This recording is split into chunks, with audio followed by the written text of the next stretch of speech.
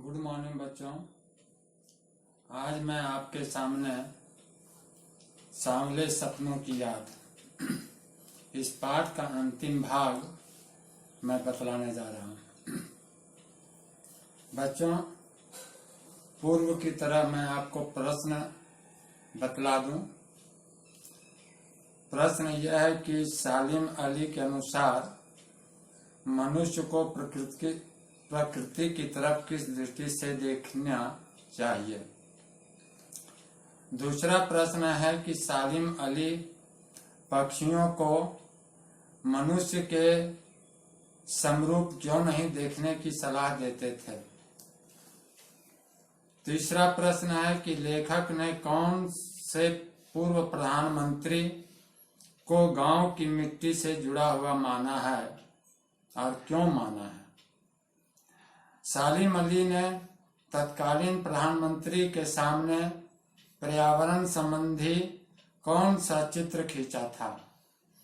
और अंतिम जो कि बहुत महत्वपूर्ण प्रश्न है वह यह है कि सालिम अली ने पर्यावरण संरक्षण के लिए किस रूप में भूमिका निभाई। तो बच्चों, ये प्रश्न हुआ। अंतिम भाग का मुख्य संकेत बिंदु आने की पॉइंट्स इन्हीं प्रश्नों में छिपा हुआ है।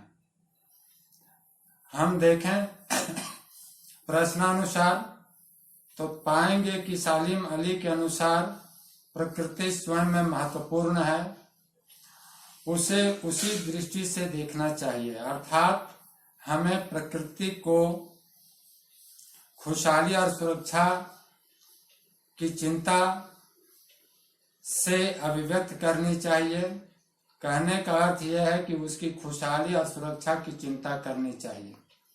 हमें अपने सुख और विलास के लिए प्रकृति का उपयोग करने की नहीं सोचनी चाहिए।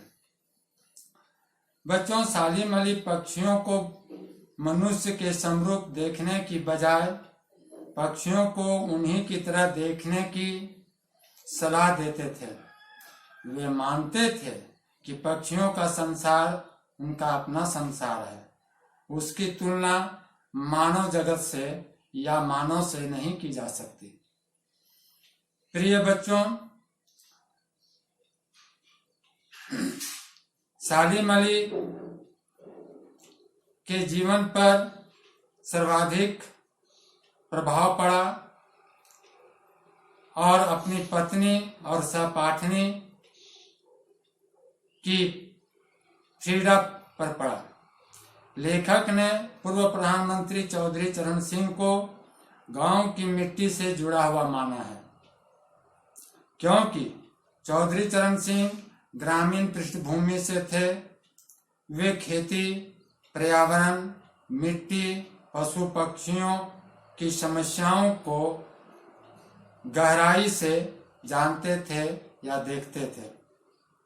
सालिम अली ने तत्कालीन प्रधानमंत्री चौधरी चरण सिंह के सामने केरल की साइलेंट वैली के पर्यावरण का भयानक चित्र खींचा था।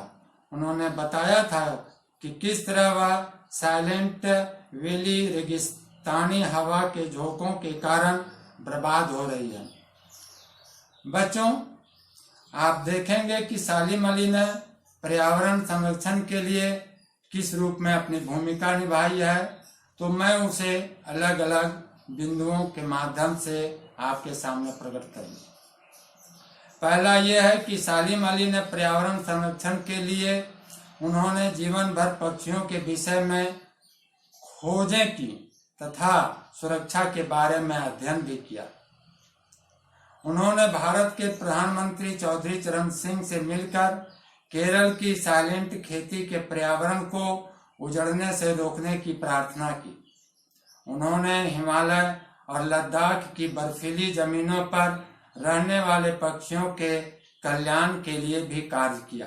तो इनकी यह भूमिका रही जो कि अभी मैंने आपको बताया।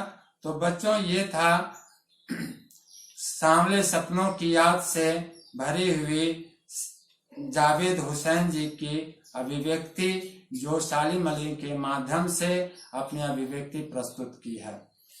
सालिम अली का व्यक्तित्व बहुत निखरा हुआ था, इसलिए जाबिर हुसैन ने उन्हें चुना, क्योंकि वे पशु पक्षी वैज्ञानिक थे। धन्यवाद। तो अगली कक्षा में हम नए पाठ के साथ आपके सामने प्रस्तुत रहेंगे। तब तक के लिए आप सभी को धन्यवाद।